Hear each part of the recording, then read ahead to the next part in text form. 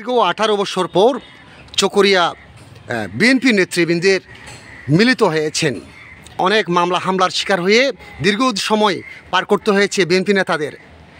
চকরিয়া পৌরসভা বিএনপির সাবেক সাধারণ সম্পাদক, সাবেক ছাত্রদল সভাপতি, সাবেক যুবদল সভাপতি এম মুবারক আলীর বাড়ির মধ্যে বিএনপি নেতৃবৃন্দ, বিভিন্ন ওয়ার্ড, বিভিন্ন ইউনিয়নের নেতৃবৃন্দরা এখানে এসে উপস্থিত হয়েছেন নেতার সাথে এক পলক দেখা করার জন্য।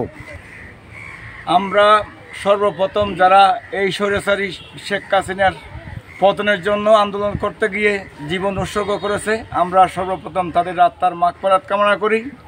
আল্লাহ যেন তাদেরকে বেহেশত নসিহত করে এবং তারা বাংলার একজন সূর্য সৈনিক হিসেবে আমরা তাদেরকে স্বীকৃতি দিতে চাই। এই আওয়ামী লীগ সরকার ক্ষমতা আসার পরে সর্বপ্রথম গুলি করেছে আমার গায়ের উপর। আমরা যারা সহযোদ্ধা আছি প্রত্যেকে আজকে চকরিয়ায় 7 জন মানুষ তারা গুলিবিদ্ধ হয়ে মারা গিয়েছেন।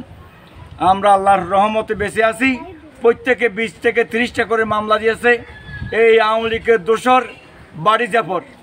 আজকে এই একটা আওয়ামী লীগ এই যে মানুষকে ভালোবাসার জায়গায় হত্যা, গুম, খুন করা তাদের এখন নেশা ফেশার মতো হয়ে গেছিল। আমাদের প্রিয় নেতা সালাউদ্দিন আহমদকে গুম করে ইন্ডিয়ায় ফেলে দিয়েছিল।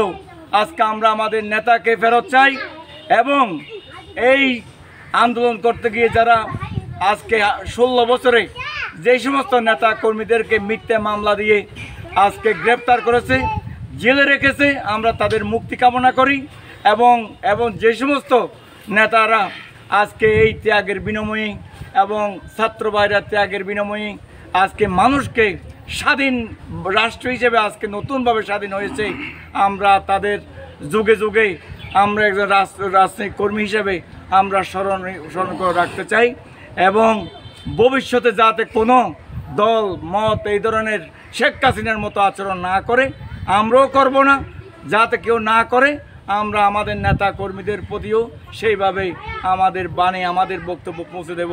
আমি আজকে আমাদের মনের কথাগুলা প্রকাশ করার জন্য আমার ভাই সাংবাদিক আলী হোসেন আমাদের মাঝে এসেছেন।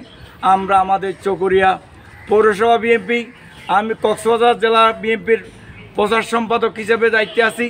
আমরা প্রত্যেক জেলা এবং পৌরসভার পক্ষ থেকে আলীকেও ধন্যবাদ জানাই এবং এই স্বৈরাচারী খুনি হাসিনা এই যে আজকে যাদেরকে হত্যা করেছে তাদের বিচারের দাবি কামনা করছি এবং যে সমস্ত নেতৃবৃন্দ, মন্ত্রী যারা এই হত্যাকাণ্ডে জড়িত ছিল আমি তাদের বিচারের কামনা করে দেশনেত্রী বেগম খালেদা জিয়া আবারও জনগণের সেবা করবে, তারেক জিয়া আমাদের বীরের বেশে বাংলাদেশে আসবে, আমাদের প্রিয় নেতা সালাউদ্দিন সাহেব আমাদের বাংলাদেশে ফেরত এসে জাতীয়তাবাদী দলের সমস্ত নেতা কর্মী এবং অঙ্গ সংগঠনকে শক্তিশালী করবে, এইটুকু প্রত্যাশা।